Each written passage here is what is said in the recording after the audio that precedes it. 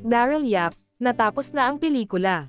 Kulang sa pera, koneksyon, pero di kapos sa tapang, paninindigan. 14, maganda, makinis. Ang bagong Rio Roxin. Inilabas na ng kontrobersyal na producer at direktor na si Daryl Yap ang pinakaabangang trailer ng bago niyang pelikula, ang The Rapists of Pepsi Paloma.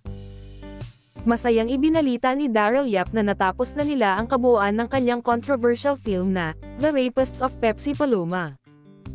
Ito'y pinagbibidahan ng teen star na si Red Bustamante na gaganap sa karakter ng yumaong sexy star na si Pepsi Paloma na sumikat noong dekada 80. Aminado ang blockbuster director na hindi naging madali para sa buong production ang pagsasapelikula ng buhay ng yumaong sexy star na si Pepsi Paloma na sumikat noong 80s. Ayon kay Direk Daryl, handa na silang ipa-review sa MTRCB ang kanyang bagong obra ngayong finished na ang pelikula na patuloy pa ring gumagawa ng ingay ngayon. Nagpasalamat si Direk Daryl sa lahat ng mga taong tumutulong at sumusuporta sa kanilang movie na ipalalabas na sa darating na February.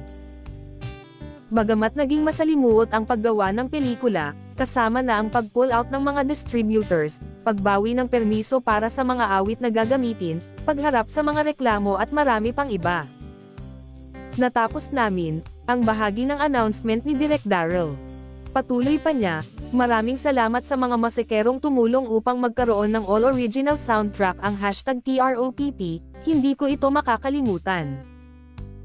Sa mga patuloy na nagpapahayag ng suporta at paniniwala, nakaukit na ito sa aming puso, aniya pa. Ipinagdiinan din ng controversial filmmaker na hindi naging hadlang sa pagbuo nila ng The Rapists of Pepsi Paloma, ang kakapusan sa budget at iba pang pagsubok na hinarap nila while shooting the movie. Maaaring kulang sa pera at koneksyon, pero hindi kami kapos sa tapang at paninindigan. We have finished the film tonight, it will be ready for review. Malapit nang mapanood ng Pilipino ang hubad na katotohanan. #2025. The Rapists of #Pepsi Paloma, ang buong post ng direktor. Kapansin-pansin naman na wala sa trailer ang inilabas na teaser ng pelikula na naging dahilan ng pagsasampa ng cyber libel case ni Vic Soto laban kay Daryl kung saan diretsahang binanggit ang pangalan ni Bossing kaugnay ng kaso ni Pepsi.